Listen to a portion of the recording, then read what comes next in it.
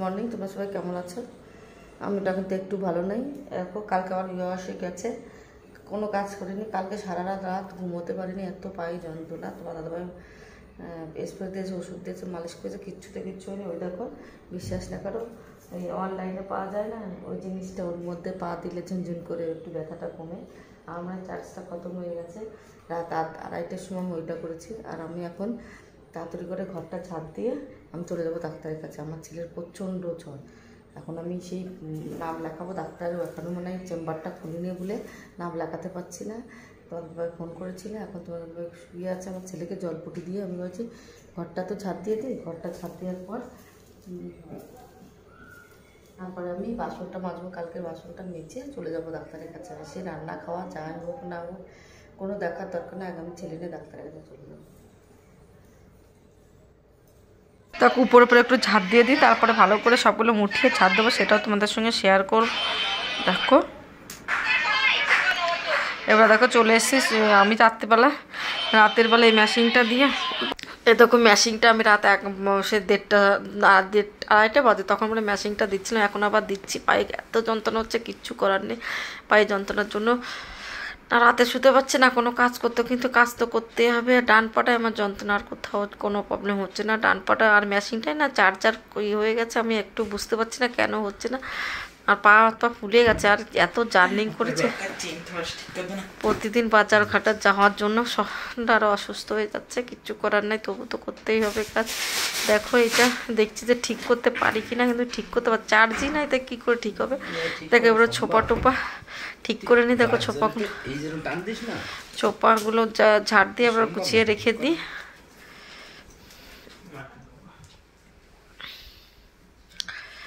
আমি অনেক ভিডিও করে রেখেছি, আগের ভিডিওগুলো ডিলিট হওয়ার মতো হয়েছে, কোথাও বেশি স্টোরেজ ভরে গেছে বলে আমি এই আগেরগুলো না দিয়ে পেছনেগুলো দিয়ে দিচ্ছি। তারপরে আগেরগুলো কাল পরশু দেওয়া শুরু করে দেবো। আর আমি টাইম মতো একদম ভিডিও দিতে পারছি না, শরীর ভালো না, আর লোকজন আসছে যাচ্ছে, এটা অনুষ্ঠান ওটা অনুষ্ঠান, এই জন্য আর ভিডিও দেওয়াই যাচ্ছে না।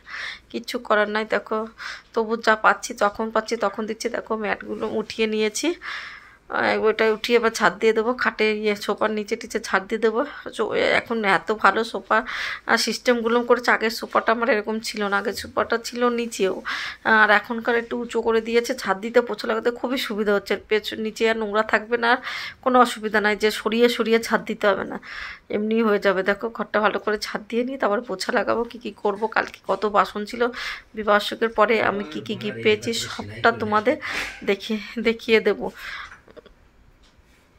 দেখো ঘরটা ছাদে চলে আসলাম, কত জামা প্যান্ট কালকে কেচে দিয়েছিলাম, তার জন্য শুকায়নি, হালকা একটু ভিজা ছিল, এখানে রেখে দিয়েছি বারান্দায়। এবার জামা কাপড়গুলো শুকিয়ে গেছে, নিয়ে ভাঁজ করবো বলে নিয়ে যাই। দেখো অনেক জামা প্যান্ট, প্রচুর জামা প্যান্ট হয়, রোজ প্রচুর জামা প্যান্ট হয়। সেগুলো ভাবছি স্ট্যান্ডটা গুছিয়ে ঘরে নিয়ে যায়, আর ঘরটা ছাদে মুছে ফেলি। ওই জন্য হচ্ছে যা এক করে কাজ করে পরে আবার রোদ্দুরে দেবো, যখন তখন বেরো করবো। কেন বাইরে রাখলে পাশের বাড়ি যে বাচ্চাগুলো আছে না, প্রচণ্ড আরে মানে ভেঙে চুরে দেবে, আর আমাদের বারান্দায় এসে জল চালিয়ে দেয়, আর হলো ওই স্ট্যান্ড ভেঙে দিচ্ছে। ওই জন্য আমি ঘরে নিয়ে রেখে দিয়ে একটু খাটনি হয়, তবু দেখো জামা প্যান্টগুলো উল্টো করে ভাঁজ করে রাখছি, ধুলোটা হলে কোনো অসুবিধা হবে না। ওই জন্য দেখো আমার কত জামা প্যান্ট ভাঁজ করবো, দেখতে পাচ্ছ প্রচুর জামা প্যান্ট ভাঁজ করতে হবে। সকালে আজকে অনেক কাজ, শরীর এমনি চলছে না, রাতটা তো ঘুমোয়নি, আর এখন সকালে কাজ আছে, কাজটা করে নিই। জিনিসপত্র সামনে রাখতে হলে রাখ, না হাতে করে ব্যাগের করে বেরিয়ে যাচ্ছে। কতবার করবো জিনিসটা। এই দেখো ওরা যে কটা পড়বে সেগুলো আলাদা রেখে দিলাম, এবার যে কটা পড়বে না সেগুলো, এই কটা পড়বে এখন স্নান করে।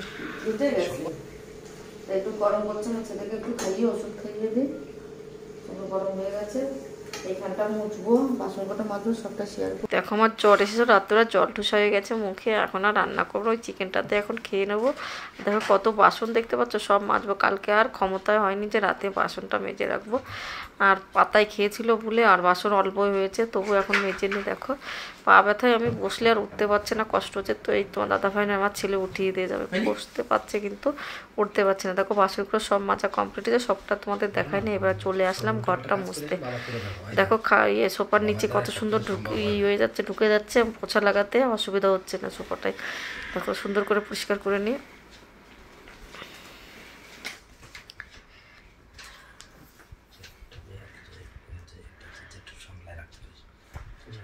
দেখো সুন্দর করে পরিষ্কার করে নিচ্ছি, পরিষ্কার বলছি কি পোছা লাগিয়ে নিচ্ছি।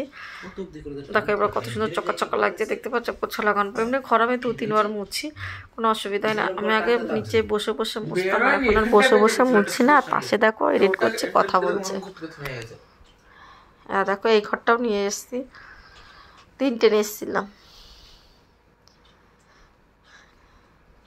আর 2টো আনতে হবে পরে যে নিয়ে আসবো।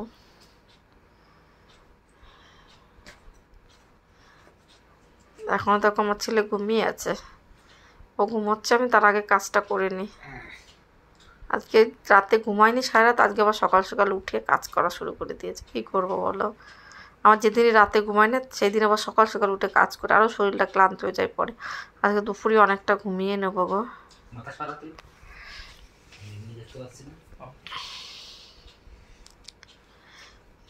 দেখো বড় ঘরটা পোছা লাগানো হয়ে গেছে, তোমার দাদাভাই দোকানে চলে গেছে আর আমি কাজ করছি আস্তে আস্তে। আমাকে বলে গেছে তোমার পায়ে ব্যথা বেশি করতে হবে না, এইসব কাজ পরে করো, কিন্তু না, এখন না করলে আর হবে না গো, তাড়াতাড়ি করে দিই।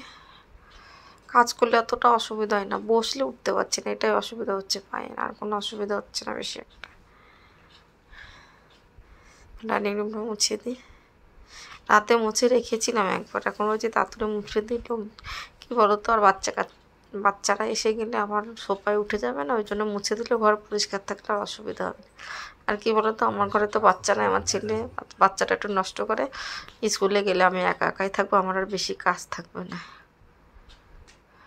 দেখো চুল হয় জানো এরকম মুছলে, বসে বসে পাটা ব্যথা কমে গেলে আবার বসে বসে মুছবে। দেখো ঠাকুর ঘরে খাটটার গুছিয়ে নিয়েছি, ওটা পোছা লাগিয়ে দে।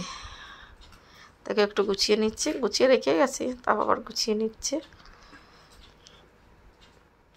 আর তোমাদের দেখাবো আমি বিবাহে কী কী গিফট পেয়েছি, আর পুজোর আগে কী কী গিফট কিনছি সবটাই তোমাদের শেয়ার করব।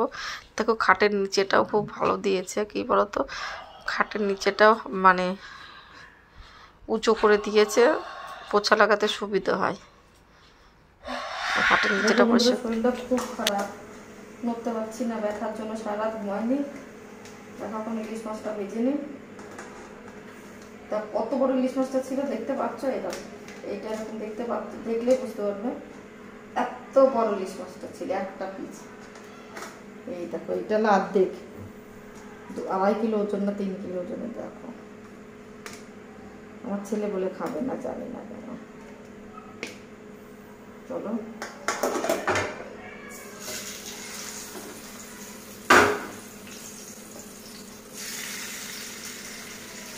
কাঁচা লঙ্কা ইলিশ মাছ ভাজা, আর হলো কাঁচা লঙ্কা ইলিশ মাছ ভাজা আর আলু সিদ্ধ। গাছে দেখো দুধ গরম হচ্ছে, আর এটা কালকে পায়েস করবো বলে আজকে দুধটা জ্বালিয়ে দিচ্ছি। কালকে রক্ষাবন্ধন, ওই জন্য কালকে না পরশুদিন রক্ষাবন্ধন, কালকে রাতে বানিয়ে দেবো, আর পরশুদিন আমার বানাতে হবে না। এটা আমাদের নিজের খাওয়ার দুধ, এটা চালানো কমপ্লিট হয়ে গেলে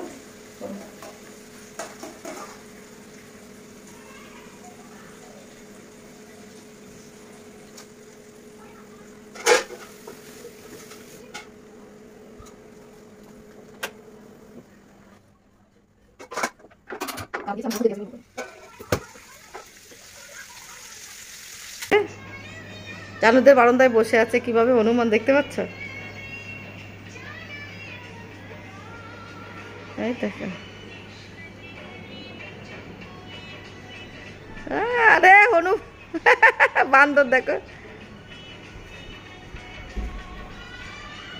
ওই দেখো সিঁড়ি চড়ছে। শ্যাম ভালো করেছে, শ্যামাই যে বসে আছে দেখতে পাচ্ছ কি?